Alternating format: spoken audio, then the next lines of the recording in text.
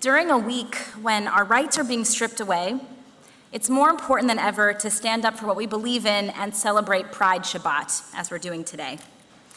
I feel proud and overjoyed to live in a community that takes June, Pride Month, very seriously. All over South Orange and Maplewood, rainbow flags adorn people's lawns. Ours at Beth, you've probably noticed, are up all year, and I think we might have the most pride of anyone. Our Pride Festival rivals that of much larger cities. Special panels, parties, even a 5K filled this month's calendar, all to celebrate LGBTQ families and individuals. We are grateful especially to Beth member and founder of North Jersey Pride, CJ Prince, and to all the volunteers who helped create these events that so enrich our community. When Pride events around the country began in June 1970, 1 year after the Stonewall riots in New York City, the name Pride was very intentionally adopted. The societal shame, hurt, and abuse that LGBTQ people were subjected to necessitated a complete and radical rebranding of what it could mean to be queer. Pride meant dignity and self-respect. It meant that you could and should be proud of who you are. You could reject societal messages of shame and hatred and instead love who you are. You could fall in love and build a life with your chosen partner, pursue a profession, participate fully in society, all while being open and proud of who you are. The world has changed a great deal for the better in the 53 years since the Stonewall Inn was raided by police. But we still need Pride Month, and we still need to celebrate LGBTQ people and culture. We need to be reminded of the messages of pride because attempts to shame, silence, and stigmatize queer people and trans folks in particular abound in our society. Just in the last year, hundreds of anti-trans bills have been introduced in states across the country. Some laws would criminalize doctors who perform gender affirmation surgery. Parents who provide medically advised gender-affirming care for their children could be sent to prison for child abuse and have their children put into foster care. Lives are endangered by these laws. Legislation has been proposed that would prohibit changing the sex designation on a birth certificate. And most well known, of course, is Florida Governor Ron DeSantis' bill, signed into law in March, prohibiting public school teachers in lower grades from any discussion of sexual orientation or gender identity. Hundreds of books with LGBTQ themes have been removed from school libraries. These are attempts to make LGBTQ children and their families invisible. And an old homophobic slur has now raised its head yet again. Supporters of LGBTQ rights, educators, politicians, business leaders are now regularly accused of grooming and recruiting children. We live in a time when state governments around this country seek to control the bodies and identities of queer and transgender people. They're treated as objects to fear rather than human beings, divinely created and worthy of love and respect. This barrage of legislation sends a horrifically damaging message, especially to trans youth. You're not safe, you are not seen and accepted and embraced for exactly as you are. It's no wonder that LGBTQ youth are at significantly risk rate of suicide. We read in the Torah this morning about a mitzvah that connects seeing to remembering to action. It's the mitzvah of wearing tzitzit, adding fringes to one's garments. This section of Bamidbar of the book of Numbers, called Parshat Tzitzit, makes up the third paragraph of the Shema. So why do we wear tzitzit? The Torah explicitly teaches its purpose.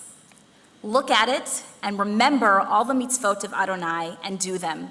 Uritem oto uschartem et kol mitzvot Adonai vasitem otam. According to the Midrash in Bamidbar Rabbah, these three verbs are intentionally listed in this specific order.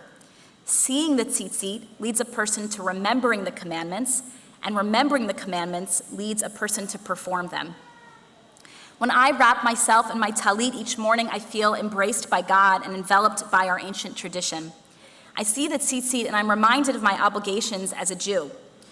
I feel proud of my identity and heritage and am inspired, in the words of Rabbi Noah Kushner, to do Jewish. The Midrash explains the meaning of the unusual word tzitzit.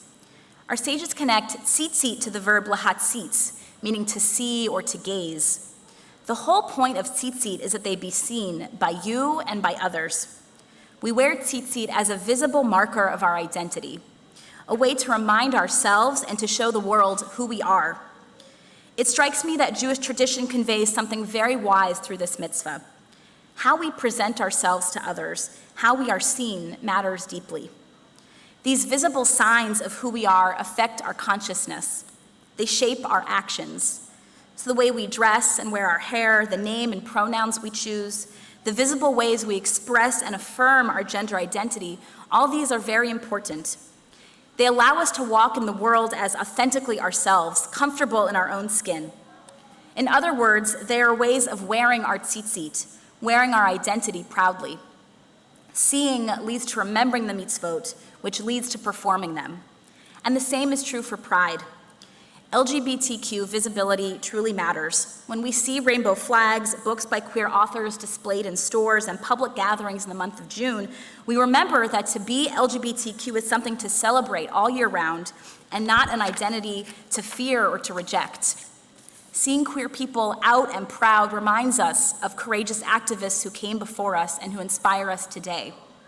It reminds us of Marsha P. Johnson, Sylvia Rivera, Miss Major Griffin Gracie, and other trans women of color who led the movement early on for LGBTQ liberation.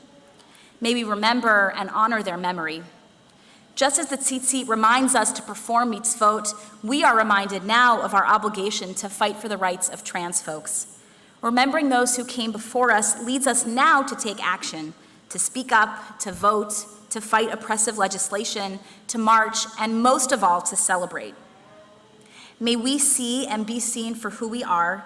May we remember our duty to fight and that we're not in this alone. And may our remembering lead us to committed action.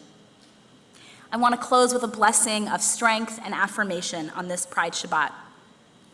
Makor HaChaim, source of life, you have blessed each of us with your spirit. In your wisdom, you have made each of us a unique treasure.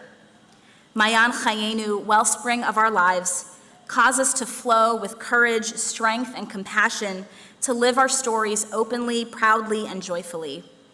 Shechina Shel Ahava, presence of love, you embrace us with your love.